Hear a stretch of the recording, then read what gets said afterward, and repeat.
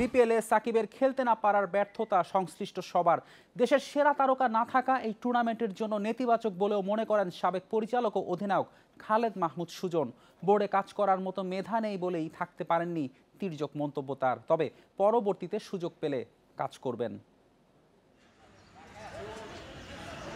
বোর্ডের সাথে সব সম্পর্ক শেষ করেছেন, জাতীয় দলের আশেপাশে আর নেই।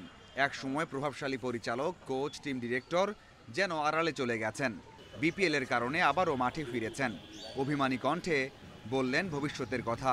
দেশ পরিবর্তনের মধ্যে দিয়ে যাচ্ছে একটা, তা আমরা হয়তোবা ওই মেধাটা আমাদের নাই যে হয়তো কাজ করতে পারবো কিনা, সেটাই সবচেয়ে বড় কথা। তো বাট যদি যেহেতু আমার পেশা কোচিং, আমি এখনও কোচ, সেইটাই আমার পেশা। সুযোগ আসতে করব, যদি সেরকম সুযোগ সুবিধা থাকে অবশ্যই আমি করতে ইন্টারেস্টেড বাংলাদেশের জন্য। কেমন দেখছেন বর্তমান বোর্ডকে? দায়িত্বে না থাকায় সমালোচনাও করতে চাইলেন না। সময় দিলে হয়তো ভালো কিছু হবে, সে কথাই বললেন। ডেফিনেটলি তারা they are trying to run it properly, ভালোভাবে। যেই স্বপ্ন দিয়ে তারা শুরু করতে চেয়েছিলেন সেটা ডেফিনেটলি আরও ভালো করবে। যেখানে আমরা হয়তো বা ভালো করে দিতে পারিনি, সেটা করার কথা এখান থেকে আরও ভালোভাবে। বাট কে কোন কমিটির দায়িত্বে পেয়েছে সেটা আমি জানিও না, বলতেও পারবো না। বাট আই বিলিভ যে যেই পাবে সে ভালোভাবে চালাবে। দেশের সবচেয়ে বড় বিজ্ঞাপন সাকিব খেলতে পারছেন না বিপিএলে, তার না থাকা বড় ক্ষতি বলছেন সাবেক অধিনায়ক। 8 মাসের রাজনীতি দিয়ে সাকিবকে বিচার করলে হবে না বলেও মন্তব্য করেছেন সুজন। সাকিবিয়ান তো অনেক সারা দেশে, না একটু তো প্রভাব ফেলবেই। সাকিব বাংলাদেশের সেরা প্লেয়ার, তো নো ডাউট, বিশ্বের 1 নম্বর সেরা প্লেয়ার। সুতরাং সাকিব সারা জীবন ক্রিকেট খেলবে, এটাও সত্যি কথা। But as long as Sakib is playing the game and বাংলাদেশের ক্রিকেট খেলতে পারছে না, এটা একটা ব্যর্থতাই আমাদের জন্য, আমি মনে করি। দেশি কোচদের নিয়ে সবসময় কথা বলেছেন সুজন, এখনও বলছেন সময় দিলে সালাউদ্দিন, সোহেল, বাবুলরা দারুণ কিছু করবেন দেশের জন্য। Mazharul Islam, independent news. BPL এর প্রস্তুতি হিসেবে মিরপুরে অনুশীলন করেছে ঢাকা ক্যাপিটালস ও চট্টগ্রাম কিংস। ক্যাপিটালস জার্সি গায়ে প্রথম দিনের অনুশীলনে ছিলেন মুস্তাফিজ। এদিকে শন টেইটের অধীনে অনুশীলন করেছে চট্টগ্রাম কিংস। দুদলেরই লক্ষ্য বিপিএল শিরোপা জয়। আরও শক্তিশালী দল গড়তে বড় বিদেশি তারকা আনার লক্ষ্য দুর্বার রাজশাহীর। উইন্ডিজ সিরিজ শেষে বিশ্রামে লিটন, তানজিদ তামিম, আফিফরা। মিরপুরে ঢাকা ক্যাপিটালসের প্রথম অনুশীলনে ক্যামেরা ফোকাস মুস্তাফিজের দিকে। টিম মিটিংয়ে হেড কোচ খালেদ মাহমুদের দিক নির্দেশনা, ব্যাট বলের প্রস্তুতিতে মূল পর্ব শুরু ক্যাপিটালসের। সবশেষ এনসিএল খেললেও দলীয় অনুশীলনের শুরু থেকেই ঢাকা ক্যাম্পে সিরিয়াস কাটার মাস্টার। বোলিংয়ে স্কিল ঝালিয়ে নিয়েছেন। দেশি তারকা সমৃদ্ধ ঢাকা এখন পর্যন্ত 10 বিদেশি ক্রিকেটারকে নিয়েছে ফ্র্যাঞ্চাইজিটি।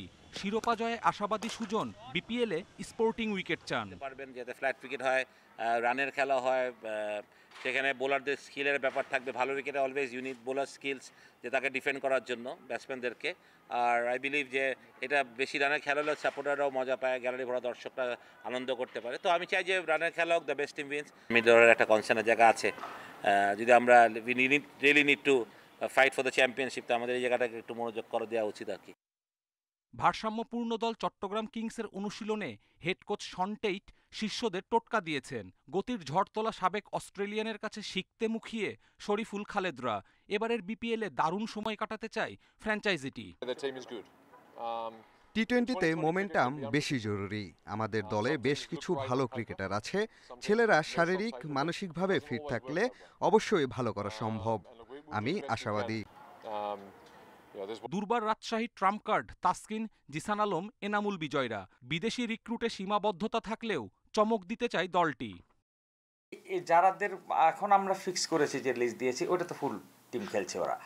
তবে আমরা অনেক বড় নামের 1-2জনকে বলি না, কালকে বলবো। আমরা চেষ্টা করছি লোকাল প্লেয়ারগুলো যদি আমাকে পারফর্ম করে দেয় ঠিক মতো, তাইলে আমরা তো 1-2-3-এর মধ্যে আমরা যাব। 30 ডিসেম্বর উদ্বোধনী ম্যাচে বরিশালের প্রতিপক্ষ রাজশাহী। সন্ধ্যার ম্যাচে লড়বে রংপুর ও ঢাকা। কপিল পাল, ইন্ডিপেন্ডেন্ট নিউজ। হামজা চৌধুরীর পর বাংলাদেশ জাতীয় দলে খেলতে প্রক্রিয়া শুরু যুক্তরাষ্ট্র প্রবাসী ফুটবলার জায়ান আহমেদের। বৃহস্পতিবার বিকালে বাবাকে নিয়ে দেখা করেছেন বাফুফের টেকনিক্যাল ডিরেক্টরের সঙ্গে। ইতিবাচক আলোচনা হয়েছে। 6 মাসের মধ্যে ট্রায়ালের জন্য ডাকা হবে তাকে। তার আগেই পাসপোর্ট সহ বাফুফের চাওয়া অনুযায়ী প্রয়োজনীয় কাগজপত্র তৈরি রাখা হবে। বাবার সঙ্গে বাফুফে ভবনে যুক্তরাষ্ট্র প্রবাসী ফুটবলার জায়ান আহমেদ, কারণ টেকনিক্যাল ডিরেক্টরের সাথে বৈঠক, জাতীয় দলে খেলার প্রক্রিয়া নিয়ে আলোচনা হয়েছে। ভিডিও দেখছে আমার, একটু ব্রিফ কথা হয়েছে, বেশি ডিটেল বলতে চাই না, বাট এমনি some news coming in the future. Okay, বয়স ভিত্তিক দল 20 under 23, it's coming up. I think it's September or August. Bangladesh Football Federation will be considering him for potential tryouts. জুলাইয়ের দিকে ট্রায়ালের জন্য আসবে ইনশাআল্লাহ, যদি if all goes. এর ভিতরে আমাদের কাগজপত্রগুলো গোছাতে হবে, সবকিছু রেডি করতে হবে। বাংলাদেশের ফুটবল নিয়ে নেতিবাচক মানসিকতা বদলে দিয়েছেন এক হামজা চৌধুরী। লাল সবুজ জার্সি গায়ে চড়ানোর আগ্রহ তৈরি হয়েছে সারা বিশ্বের বাংলাদেশি প্রবাসী ফুটবলারদের। জায়ানেরও ইচ্ছা বাংলাদেশের হয়ে খেলা। আমি তো, আমার বাবা মা তো দুইজন বাংলাদেশ থেকে, so I just want to represent my country. আমি বাংলাদেশের জন্য খেলতে চাই because I believe I can help Bangladesh win and just become a better team. জায়ানের জন্ম ও বেড়ে ওঠা যুক্তরাষ্ট্রের ভার্জিনিয়ায়, সেখানেই ফুটবলের হাতেখড়ি। জর্জ ম্যাসন বিশ্ববিদ্যালয়ের হয়ে খেলেছেন ইউরোপের স্পেন ও ডেনমার্কের মতো দেশে। বাংলাদেশের ঘরোয়া লিগে খেলে দক্ষতার প্রমাণ দিতে চান এই লেফট ব্যাক। আমি এখনো কলেজ আছি, সো আমার আরও 1 বছর আছে, সো ওইটা আগে শেষ করে দেখি কি আছে ফিউচারে।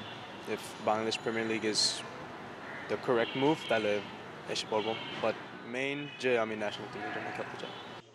জায়ানের বাবা শরীফ আহমেদ 80-90-এর দশকে বাংলাদেশের প্রথম বিভাগ ফুটবলে খেলেছেন, ছিলেন অনূর্ধ্ব 16 দলের ক্যাম্পেও। বাবা জাতীয় দলে খেলতে না পারলেও ছেলের স্বপ্ন পূরণে সহযোগী হতে চান। পিয়াস সেহা, ইন্ডিপেন্ডেন্ট নিউজ, ঢাকা।